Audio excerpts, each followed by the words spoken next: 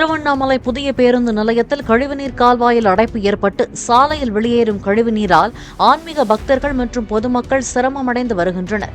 மாநகராட்சி நிர்வாகம் கழிவுநீர் செல்லக்கூடிய கால்வாயின் அடைப்பை சரி செய்ய வேண்டும் என பொதுமக்கள் கோரிக்கை விடுத்துள்ளனர்.